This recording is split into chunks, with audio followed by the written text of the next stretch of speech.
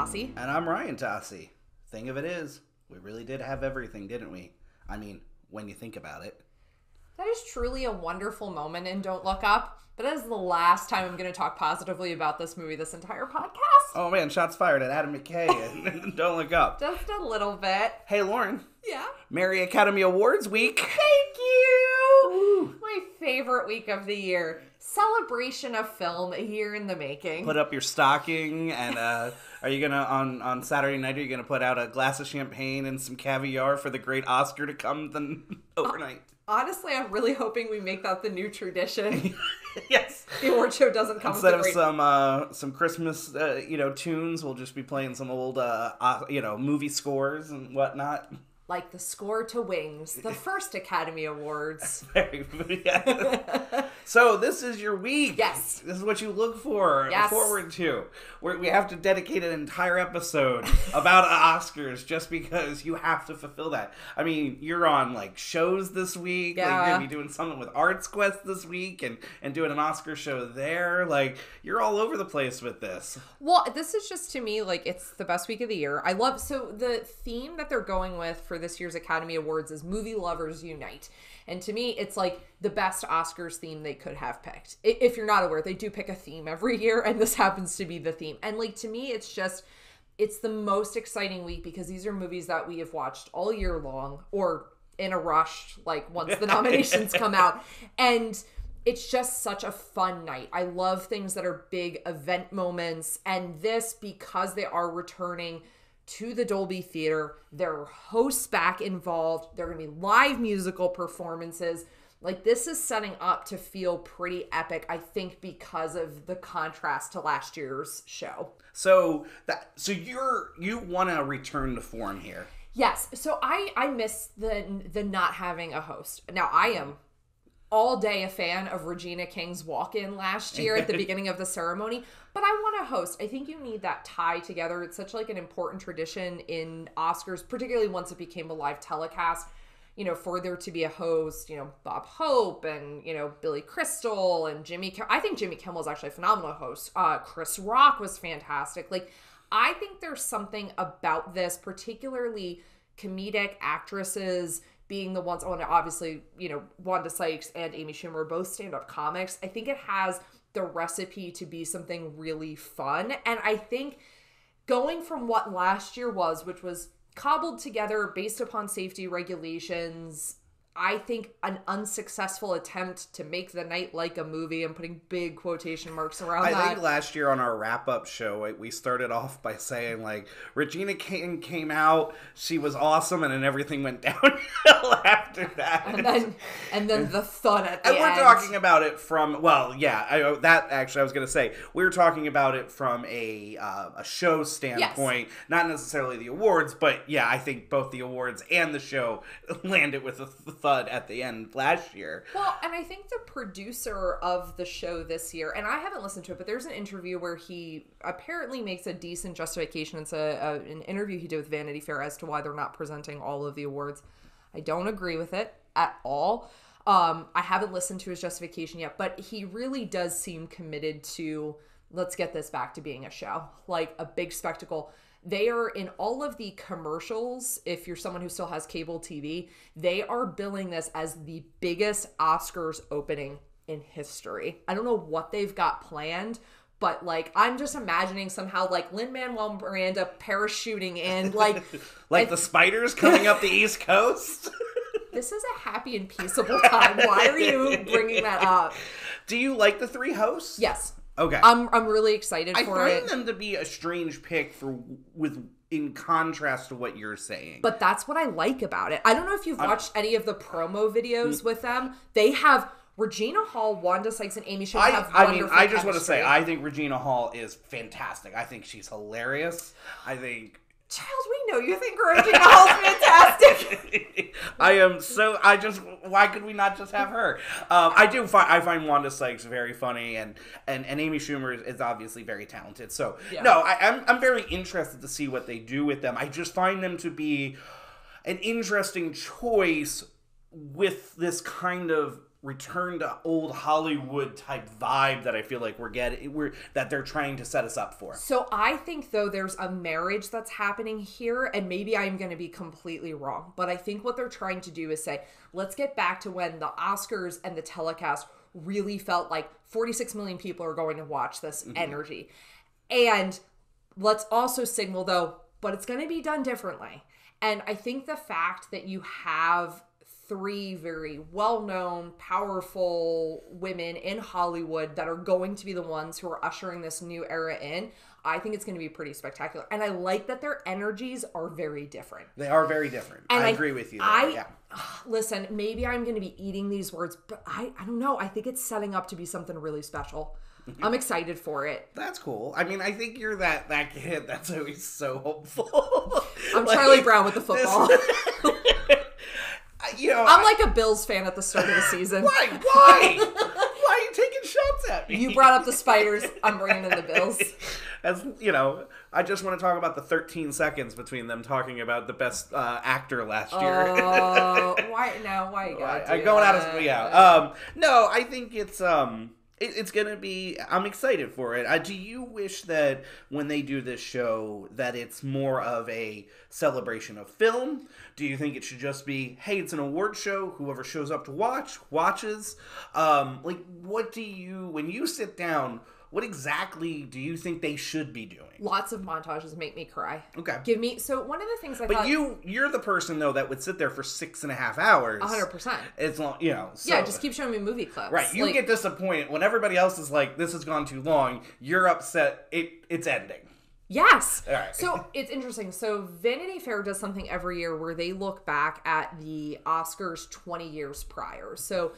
And I was listening to something where they were talking about the 2002 Oscars. So the 2002 Oscars ran 4 hours and 23 minutes.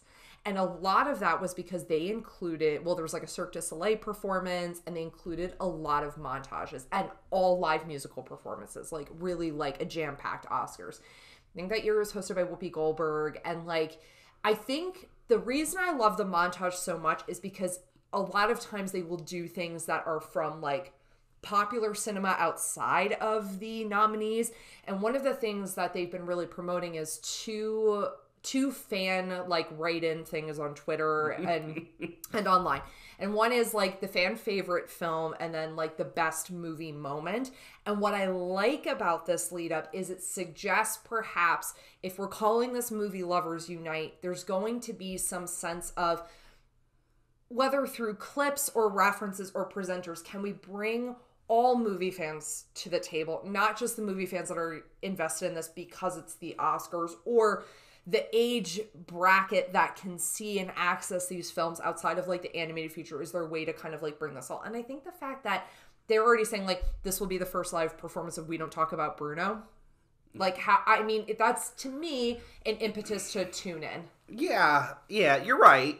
Do you I know we want to get to our categories. We want to talk about them. We're going to have fun talking about who we're going to think is going to win. But I get frustrated when I hear all of this, because to me, stop just trying, you have to understand what's happening. And you need to, I feel like the Oscars need to stop trying to play to a fan base that's not there. Just play to the fan base that is there. We live in a time where everything is so quick and so fast. You're not all of a sudden, the 18 to 27-year-old, demographic isn't all of a sudden going to tune in because, we had a fan vote of what was the favorite picture of the year. So here's the thing. This is how you pull people in. You say Zendaya and Tom Holland are going to get married on the Oscar seat. And he's going to be dressed up like Spider-Man, and she's going to do a Euphoria interpretive dance. That's how you get butts in the seats. Fair. I don't disagree with you. I think there's that fine line between pandering to an audience that doesn't really want you and also serving the fan base that's there. I think the thing that I would love to see is a return to the spectacle and giving people a reason to tune in. Look, you can't manufacture a great Oscars moment. You can't predict a wonderful speech. You can't predict a blunder with the best picture being announced. You can't predict some guy streaking across the stage. But if you give people a reason to tune in, like these little things, and then when something like that happens, you give people further reason to kind of keep tuning in. So to me, what I'd love to see is like, not dissimilar to, look, I love football, but let's be honest, I couldn't name 10 people on each of the teams that were playing this past year, but I tuned in because it's event television.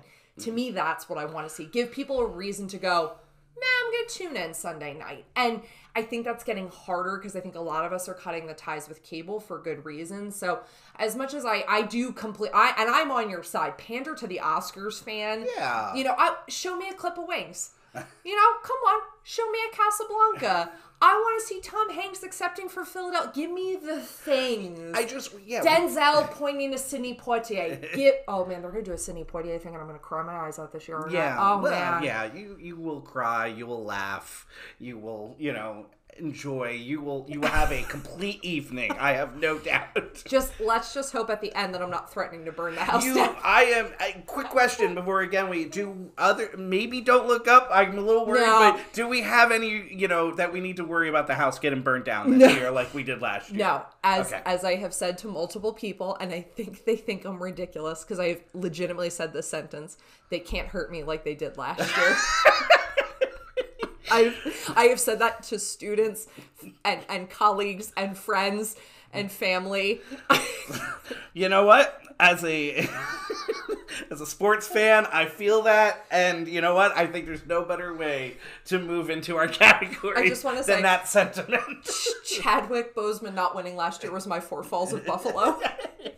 No one hurts us more than the ones that we love, right? Okay. So let's talk about the first category we thought we would deal with would be the actress in a supporting role. So this year the nominees are Jessie Buckley for The Lost Daughter, Ariana DeBose for West Side Story, Dame Judi Dench for Belfast, Kirsten Dunst for The Power of the Dog, and Anjanae Ellis for King Richard. I think, and I just want to quick say this before we get into all the categories, so just so everybody understands, and it's going to also talk about, one, how dorky we are, and also how prepared we are. Every film we talk about today we have seen. So yes. We have seen all the best pictures, we've seen all of the acting categories. I think we've seen almost all of the writing categories as well, with the exception of one, which I think we're going to maybe watch tonight. Take care of tonight. Yeah. But so we are up to date on all of these categories. But yeah, this is an interesting category. I think this is the thing we talked, it's very open this year in all of these. Yep. So I think that's the very exciting thing. I think this one has a clear leader, and I think we both are going to feel that it should be. So should we just say that right off the bat? Yes, Ariana DeBose for West Side Story. Agreed, Ariana both DeBose. Should win and probably will Absolutely. win. Yeah. This might be my burning down that she doesn't win. She is phenomenal. Transcendent. Yes. Yeah. We talk about that when you see an actor or an actress on screen that just you want to see them the entire time. This is, Heath Ledger as the Joker, where yep. At times I don't care about the leads or anybody else, because I just want to see this character, this actress the entire time. And the thing is, it's a credit to her performance. It's no shade to any of the other actors in the film, but it was a performance of a character who has been revived 1,000 times on stage productions, but she brought something new to it. There was a sense of vibrancy and a sense of really existing inside that character. And you're right, she is an actress, and we've seen her in other things as well. You cannot take your eyes off of her when she performs. She has that thing. It's intangible and special, and she has it. And to me, I want to see her win this award because she deserves it for this performance, because she's incredible. But I also want to see it because I want the world to signal she's the next go-to. Oh, she's going to be the person.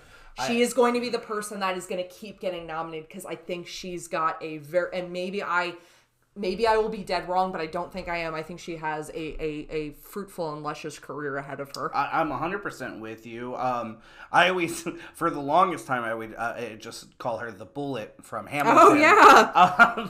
So that's where, she starts to get her notoriety from, but this has made her a star. When she walks into any scene, that this character is the wisest, smartest, most powerful character that's there. Like, she just takes over. And what she does, and we're going to go very spoiler light in case you plan on watching these films, Fair. but I will say, what she does in the final act as Anita, I think can play in a way that's harsh, but she doesn't. You go, I get it, Anita. Like, I get why you did everything that you did. Mm-hmm. And she's incredible.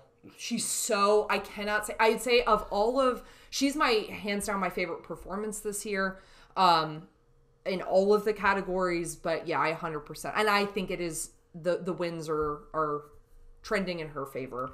So we start out right off on a bang here, saying who we want to win, who we think's going to win. And I agree with you. I think the wins are blowing in that direction at this point.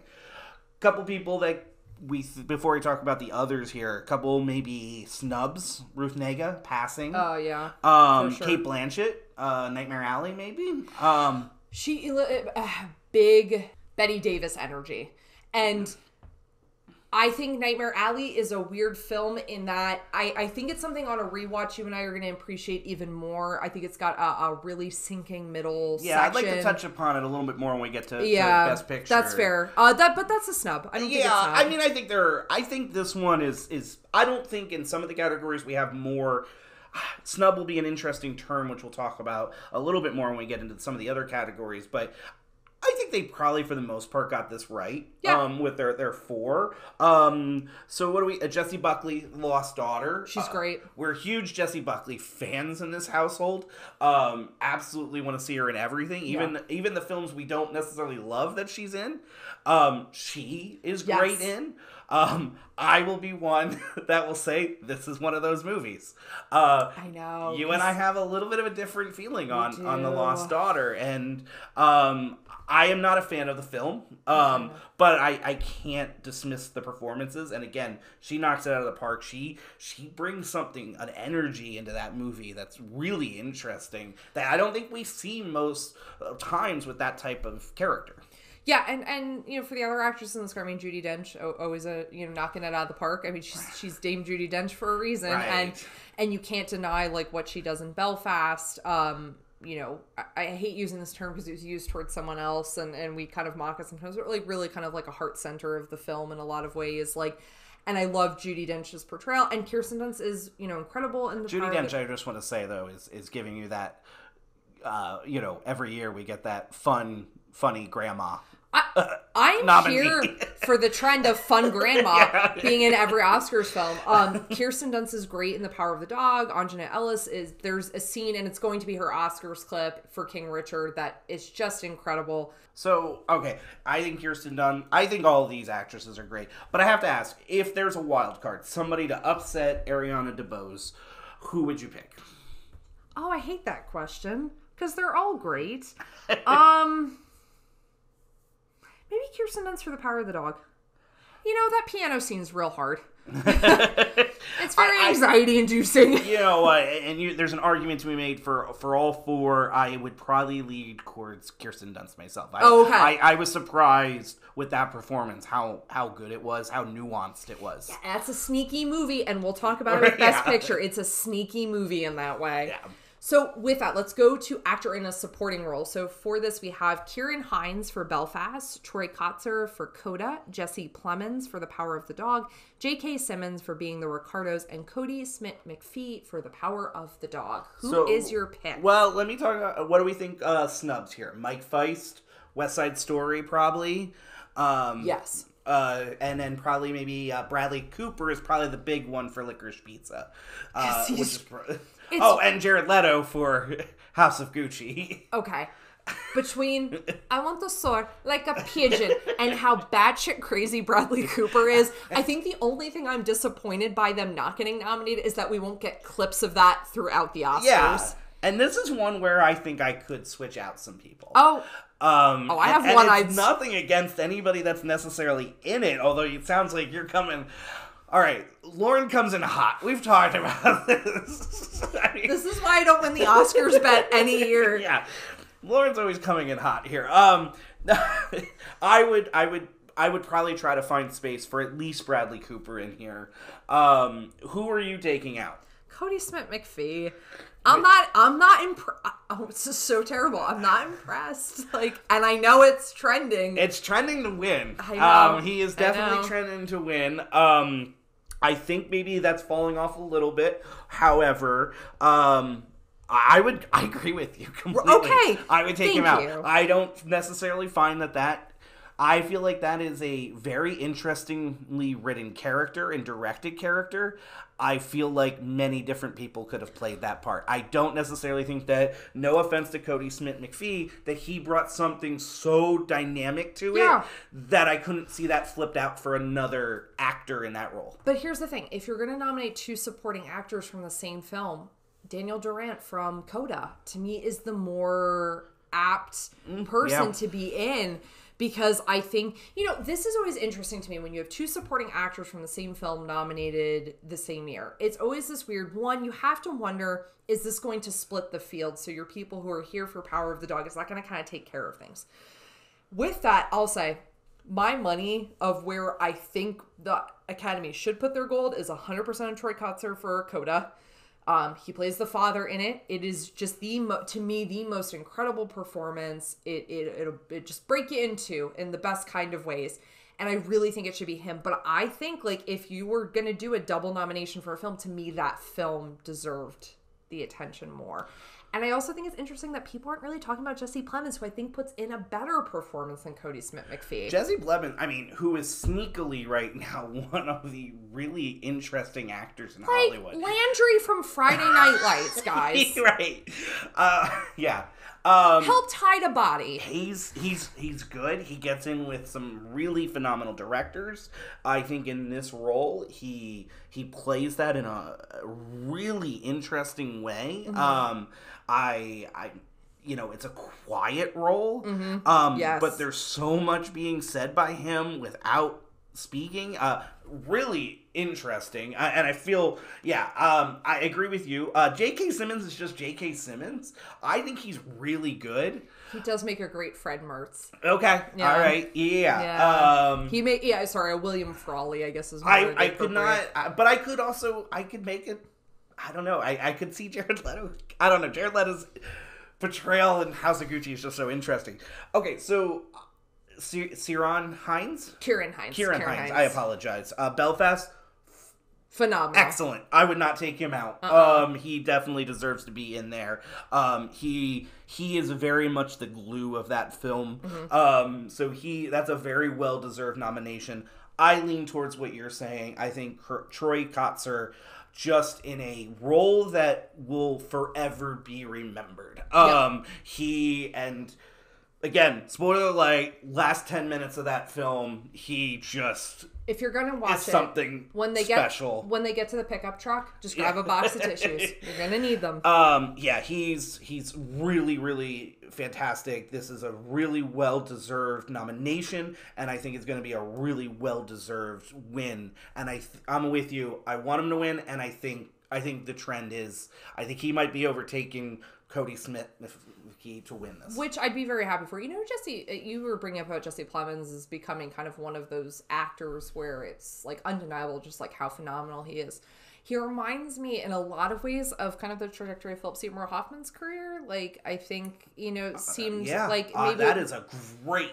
I was trying to think of somebody, but you hit the nail on the head. I appreciate you seeing that too, and although I don't think he'll get recognized for this role, there's going to be one coming up. His time's coming. Yeah. I agree. The other thing before we move on to the next category, I do want to just say Troy Kotsur is he's the first deaf actor to ever get a nomination for Academy Award. So Marlee Matlin, who actually was his co-star in CODA, she was the first actress. And I think she won. She did, right? Win, yes. And then now he's the first actor to get a nomination. So excited. I'm very excited for him. I think I really hope he brings home the gold. Me too. All right, so let's talk. We're going to move away from acting just for a smidge. We're going to talk best directing. And man, is this a race this year. So We have Kenneth Branagh for Belfast, Ryosuke Hamaguchi for Drive My Car, Paul Thomas Anderson for Licorice Pizza, Jane Campion for The Power of the Dog, and Steven Spielberg for West Side Story. You have a good announcing nominees voice. I feel like the Academy should look to you to do that every year. I really appreciate you saying that. It's the nicest thing anyone's ever said to me, and I've been practicing my whole life.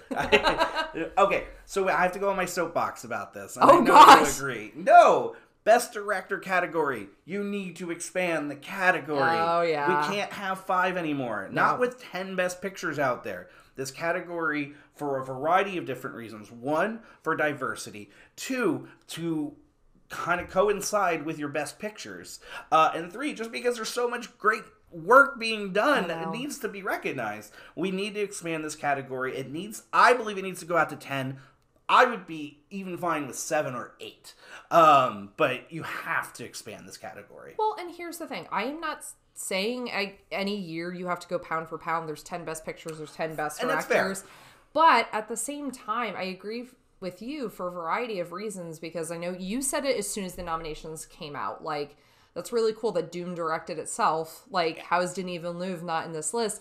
And also, there is, historically, directors of color and female directors are historically underrepresented in this category. If you expanded this would help with that. Just like in Best Picture, it's helped with, more popular films being nominated. Now, not every year does that happen. Obviously, Spider-Man No Way Home did not get nominated this year, like we're all hoping. But, like, at the same time, like, yeah, expand it out. I completely agree with you.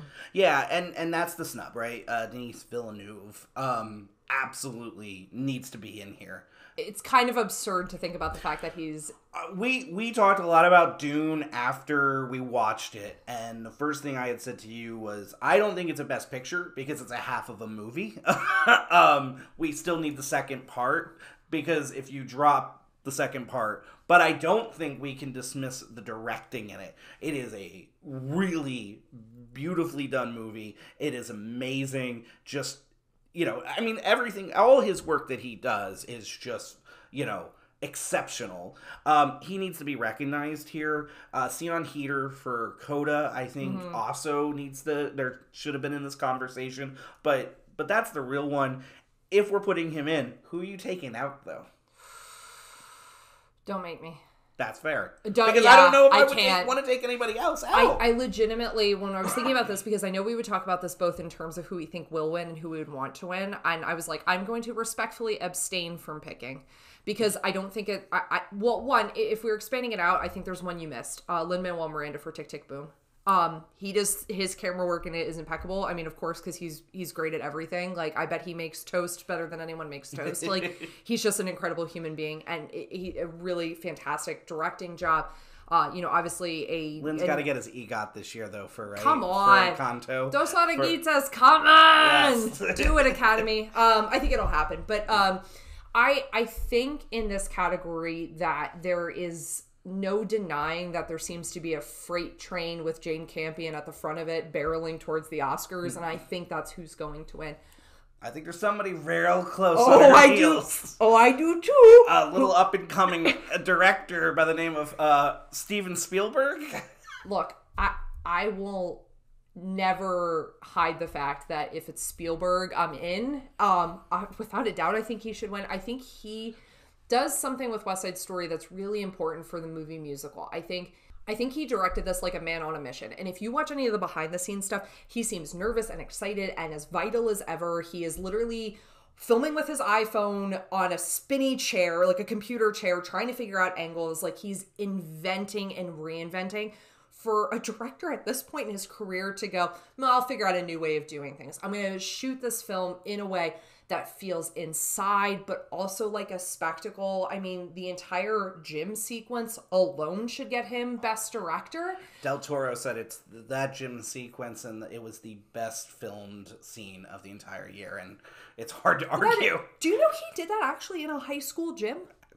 Like, because of course he did. I mean, I do because of you, but... Oh, sorry. But, like, of course he did. Of course he figured out a way. I don't know. It's just, it's very... I find this category, I will be pleased with whomever wins. I will say that I'm abstaining, but I think I showed my hand. Obviously, this is a Steven Spielberg household. So you think Jane Campion wins, but you're rooting for Yeah, I think Jane Spielberg. Campion, everything in this award. I said champion, a Campion, sorry. No, I think, you know what, that's a little Freudian slip. Yeah. I think you know she's going to win. I think Jane Campion is going to win. The Power of the Dog, like the quality of the filmmaking, I think it was one of the things that I remarked on first when we walked away from the film. Like, wow, it was just so well directed. Even more than I commented on performance, it was really, which I think I've kind of made clear in how I was talking about Cody Smith-McPhee and Jesse Plemons, but there's something about how she films that's really, I don't even, you know, it felt like very firmly in that kind of Western tradition, big, beautiful landscapes. You know, the lighting's incredible. I don't know. I can't pretend like she doesn't deserve to win. I mean, it won't now because it's obviously in the, you know, front runner here or somewhat of a front runner here for Oscar Gold. But like, I keep saying it's sneaky good. Like, it doesn't feel like it's a type of movie that you should come out and go, wow, I just saw something really special, and you get that, which is really a testament to her work there. I think you and I both thought it was going to be boring, if I can say that. I mean, yeah, that's where I'm trying to avoid it, but I'm sorry. No. You're 100% right. I have to ask, and I don't want to sit in this, but I'm going to ask you because you know when the voting had to be done. So the voting was already done when she made the comment, and if you're not sure, it's very easy to find out what she said. So I don't think it's not going to affect her, and I don't think it'll dampen her acceptance of the award. I think people are very excited to see Jane Campion get this kind of recognition for this film in particular. So I don't think it will, although again, these are 5 very deserving directors. Yeah, I mean, Kenneth Branagh in Belfast, bears his soul. Such a great film. I mean, that is just somebody literally putting their heart on film. It's obviously a very personal story. He finds a really nice blend of happiness and fear and humor, as well as just he kind of finds everything. It feels really universal and specific. There's a way in which I think he portrays and approaches the story of a family that are going to be refugees, a way in which he portrays family and home. We talked about this endlessly in our year in review. It's so beautiful. Obviously, we love West Side Story. We just saw Drive My Car, and it's incredible. It is 3 hours, and it's an investment in time that I think can be intimidating. Mm-hmm. And also, I know I went in believing that the story was something else entirely. Yeah, I was with you. Yeah, we both were thrown off by what the actual story was. And also, brush up on your Chekhov, because it'll make the story more interesting if you understand. It is something that I think is very inside in that way of how the theatrical elements or the story of the theater that's being portrayed really plays into the plot of the film. I don't think you have to have it, but I think if you have it, the experience is a little bit richer.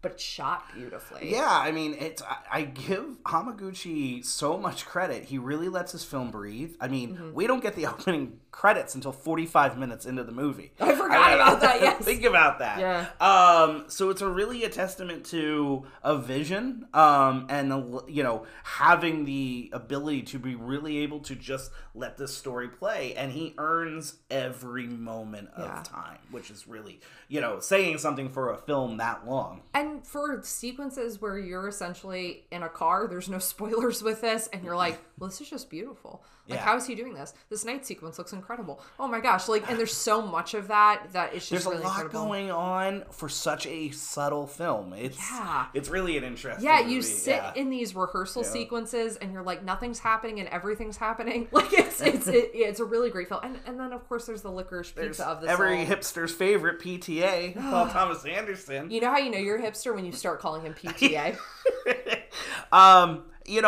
We've talked about Licorice Pizza in our year-end review. I love Licorice Pizza. I love Paul Thomas Anderson. I am that guy.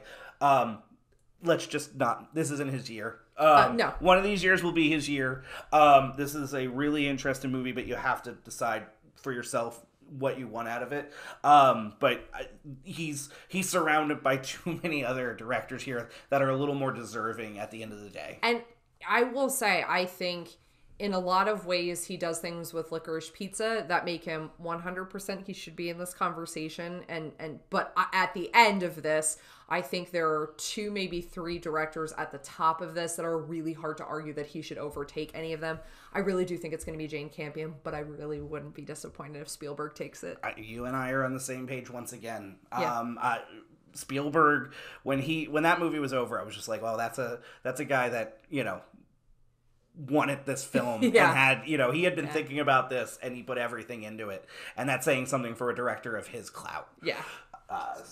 So can we take this back to some acting categories? Yeah. So let's go with actor in a leading role. So we've got Javier Bardem for being the Ricardos, Benedict Cumberbatch for The Power of the Dog, Andrew Garfield for Tick, Tick, Boom, Will Smith for King Richard, Denzel Washington for The Tragedy of Macbeth. So I've been giving you the snubs. The snubs here are Jamie Dornan for Belfast, Bradley Cooper for Nightmare Alley, and Nicolas Cage for Pig. Here's my thing. I'm not sure who we're taking out here to put any of these in. I feel like maybe you're going Jamie Dornan. If you wanted to put somebody in here, everybody knows I'm going Nicolas Cage for Pig. So I don't need to stay there. But this is a good category. Well, I think I probably would take out Javier Bardem. You are much more of a Lucy fan than I am. I enjoyed being the Ricardos very much. But to me, that's Nicolas Cage's spot.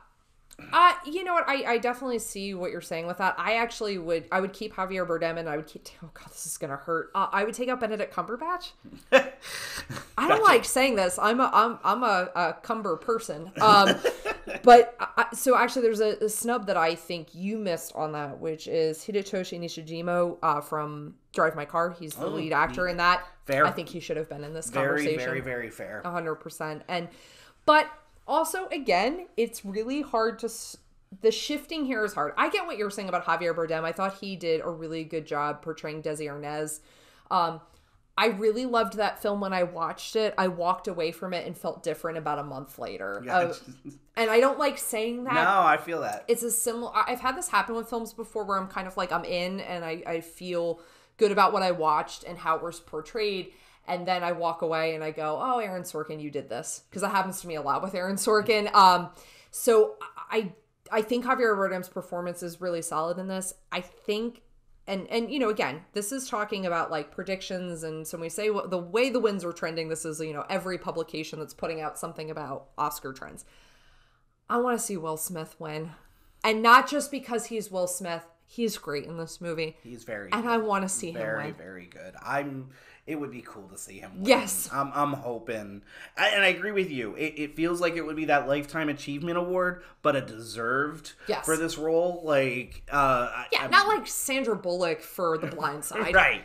Where you look back and go, really? Right. Did she deserve it for that? Yeah. This you would at least go, he did. What are the wins saying? Because I'm thinking Benedict Cumberbatch. No. Everything is really hot. So no, Javier Bardem's not even in the conversation. Right. Has Denzel kind of fallen off? I mean, he has, which is weird. Do we say that about Denzel Washington? Yes. That he's not in the top spot for this? Can I say why? I think he's incredible. Tragedy of Macbeth is a really incredible movie. It's really interesting. I love it. But you start comparing Denzel roles to Denzel roles, right? Like, you're like, oh, but is this the best Denzel role? Every role is the best Denzel role. All right, that's all right. Stop it. Like, I look at this and go, I can't give him the award for this when we passed him up over Fences a couple years ago. He should have won for Fences. Yeah. But I will say, he's incredible in this. So it seems like things are shifting in favor of Will Smith. My dream scenario is that Will Smith and Andrew Garfield tie. That's never... I told you last year, you can't root for ties. Yes, I can. They happen, albeit rarely. No, I think this is Will Smith's year. I think this is going to happen. And yes, there is that element of this is an actor who's been very deserving previously.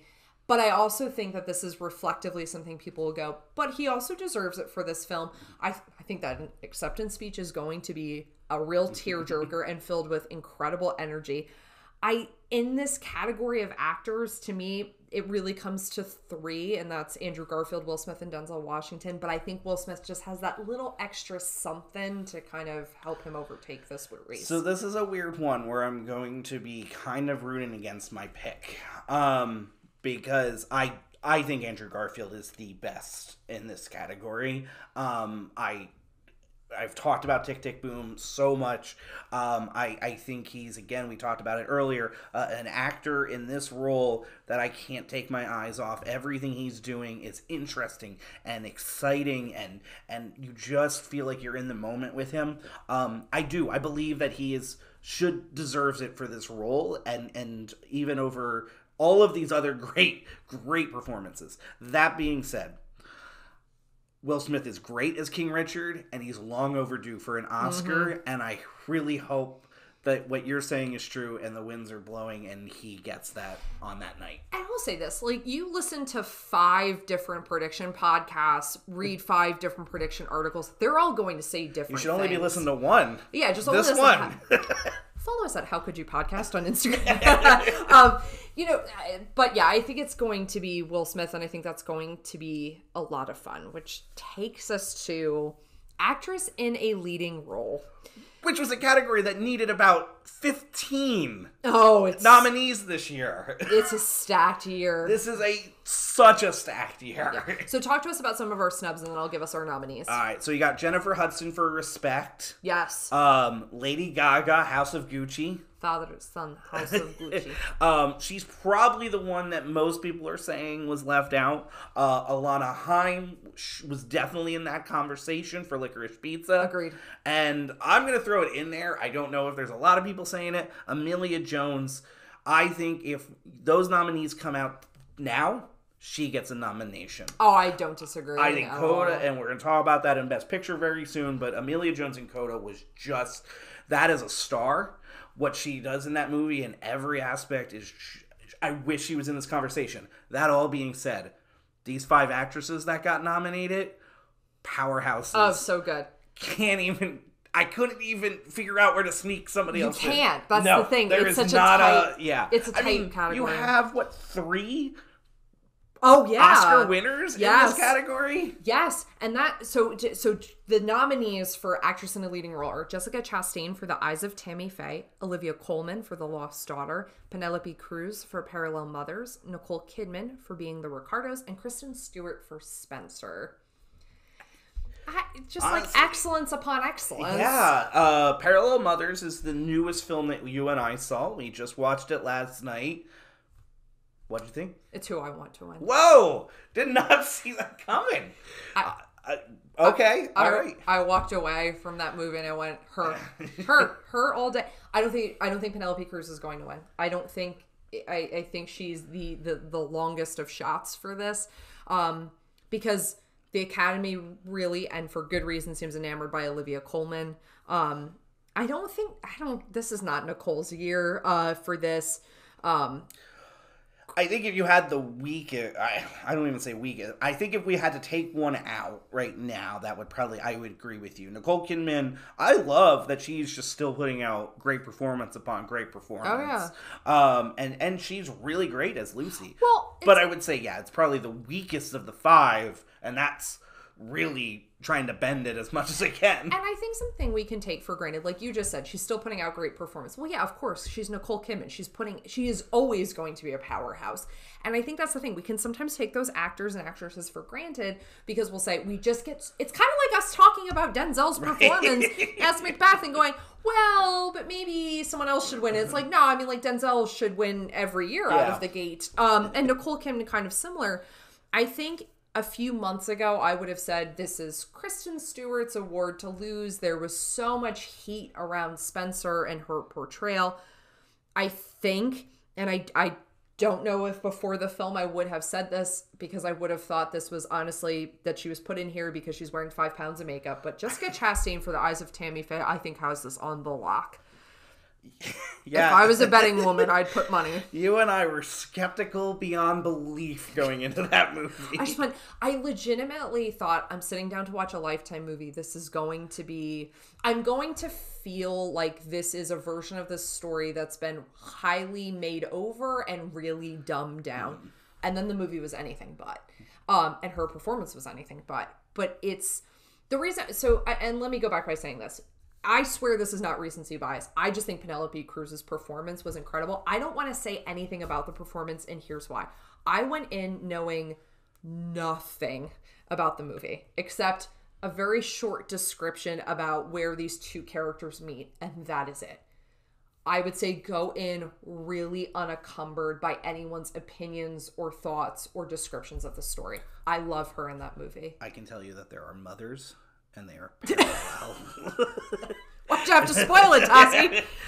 Yeah. You called it at one point Hitchcockian. Yes. And I couldn't get that out of my head. This was that movie this year that I went, thank you, Oscars, and thank you, Lauren, for getting me to watch all these movies, because I may have missed this one, and I'm really glad I saw it. It was really interesting. And it took me about 20 minutes to find my way. I was not understanding what was the appeal of this movie, and then all of a sudden I was engaged the entire rest of the way. And it's really, I mean, listen, it's a credit to 1,000 things. The directing, the writing, the pacing of the film, the score is incredible, which is what prompted the Hitchcock comment, but her performance is astounding. So, I mean, I'll ask you, like, who do you think is going to win? I think it's trending Jessica Chastain, but this is the biggest wild card to me. Yeah. I don't know. I don't know who it's trending to at all.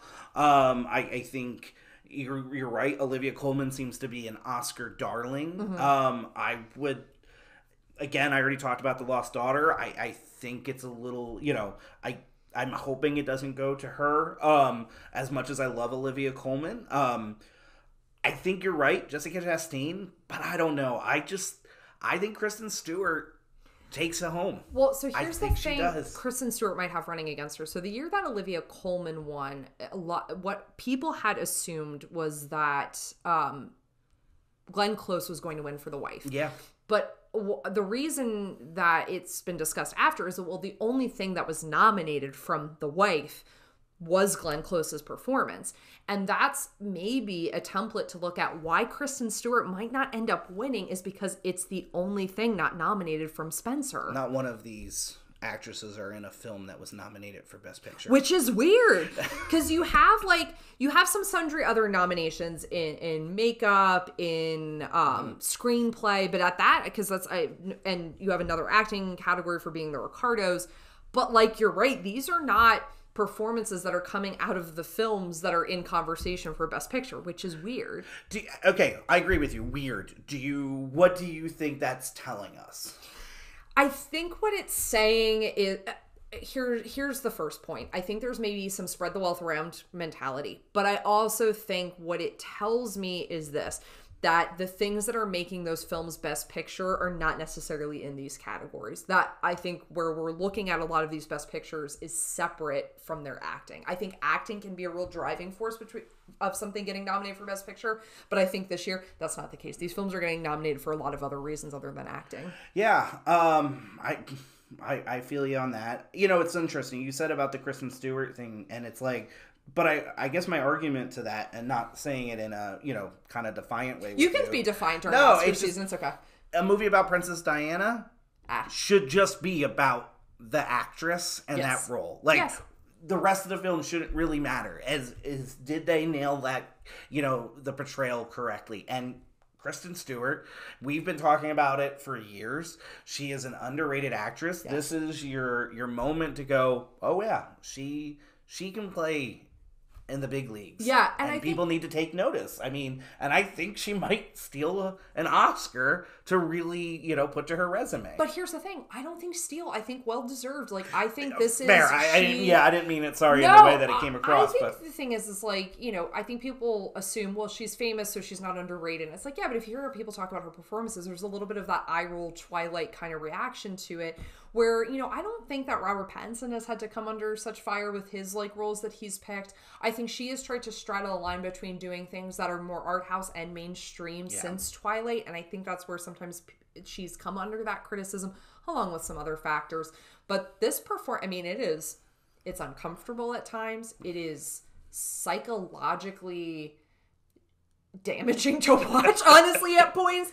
But I think she'd be very deserving. But I do think I think Jessica Chastain, she makes you feel for Tammy Faye in ways I thought I'd never care to feel for Tammy Faye. Yeah. I mean, this is Charlize Theron monster territory, right? Like, it is. Jessica Chastain is been nominated before. She is a highly, sought after and recognized actress, and this might just be her time, and a well-deserved, and I think that's where it goes. I think this category goes to either Stewart or Chastain to give them their due. Yeah, 100%. So we'll see, unless Penelope Cruz sneaks in there. I wouldn't that be is upset. Such a good role. Be upset. That'd be very exciting. So that takes us to Best Picture, which we've been teasing, I think, some of our thoughts throughout. So the nominees this year are Belfast, CODA, Don't Look Up, Drive My Car, Dune, King Richard, Licorice Pizza, Nightmare Alley, The Power of the Dog, West Side Story. I don't even know how to begin to talk about this list. Okay, here's my question, and I think I know what the answer is. Is there a movie that you just want to take out of there immediately, don't think deserves to be in this conversation? Don't Look Up.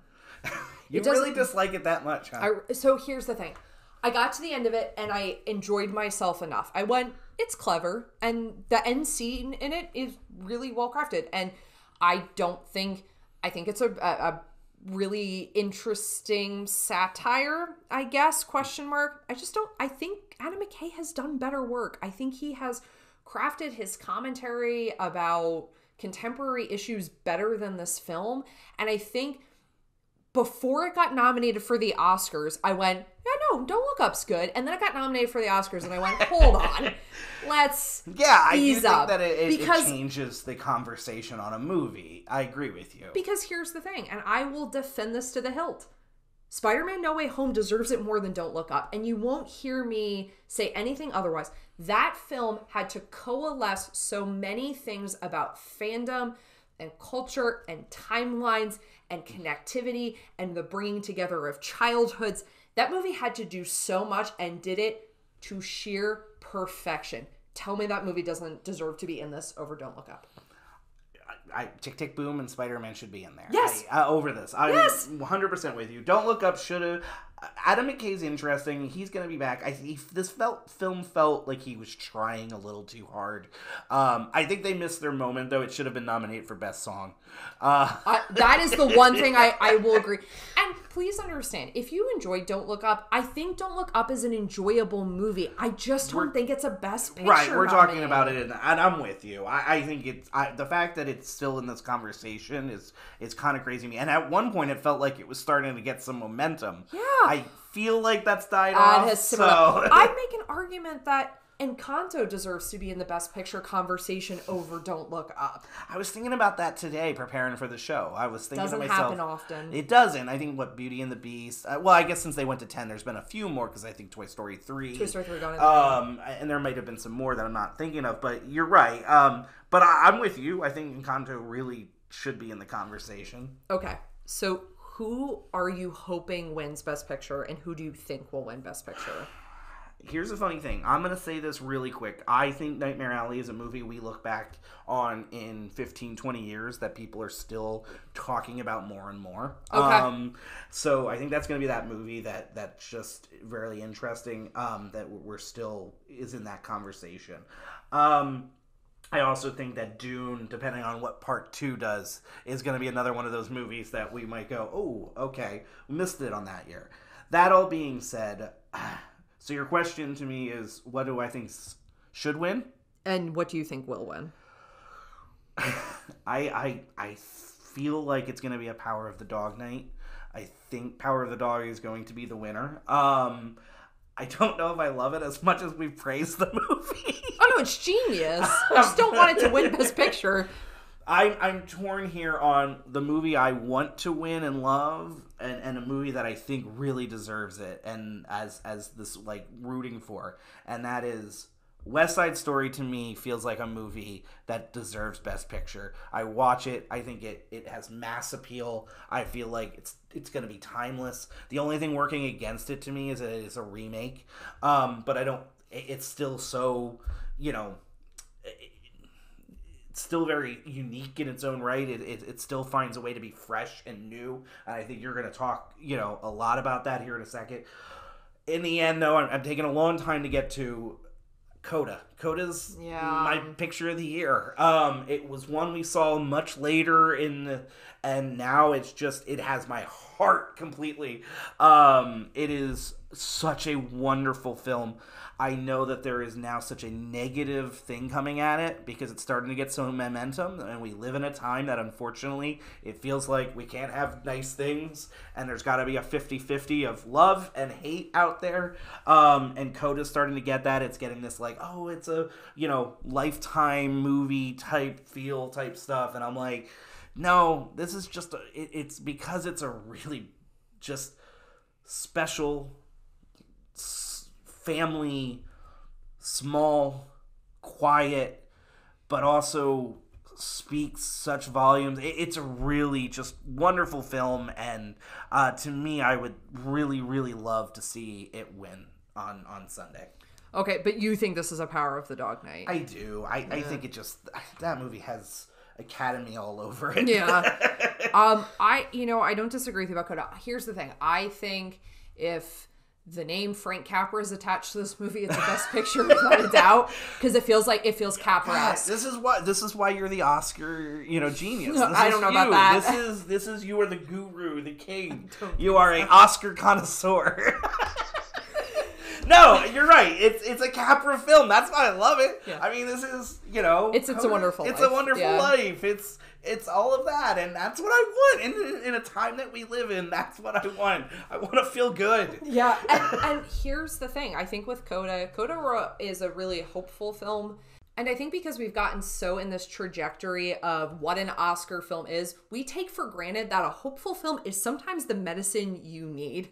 Like, you don't need the thing with the big powerful moment and the glass shattering. You sometimes just need something that's going to make you feel good at the end. And I agree with you. There's something about, I think CODA has sticking power. You should sit down and watch it with your family. And I think it's something that people will want to revisit because it is so warm. And you've talked about this a lot, and I think it's true. There's an authenticity to this family that is hard not to be totally in love with in that way. And so if CODA wins come Oscars night, I am so pleased. I do agree with you. I think we are trending Power of the Dog. And I'm not unhappy. Like, this is not I'm threatening to do damage to the house here. Like, my personal pick would be West Side Story. There is a way in which Spielberg approaches this project that I just find really inspiring, because I think there is a point in your career where you can start resting on your laurels and people will still come see your films. And he's not doing that. He's inventing, he's being intentional. Like he said from the onset of this project, we are casting Latinx actors to play Latinx parts.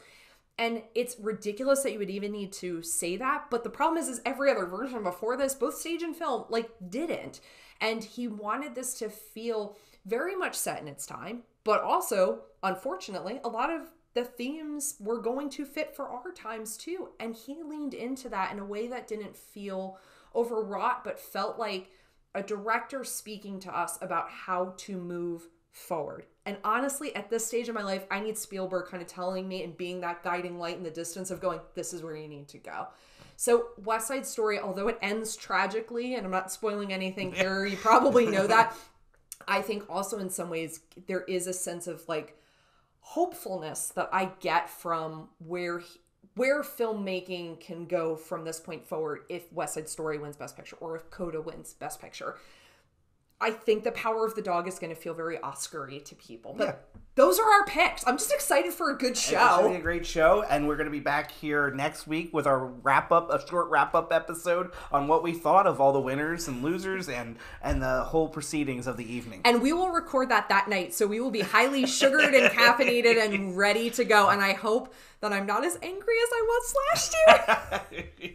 If you're not currently following us on social media, please follow us at How Could You Podcast on Instagram, at How Could You Pod on Twitter. You can always send us suggestions to our email address at howcouldyoupodcast@gmail.com. We have a really exciting show coming up this weekend at Civic Theater on March 26th at 1 p.m. Nostalgia Cinema is bringing you Almost Famous. We are so excited. If you check out our social media pages, you can find the link to buy tickets, or you can buy tickets at the door. And until next time, movie lovers unite and enjoy the Odyssey.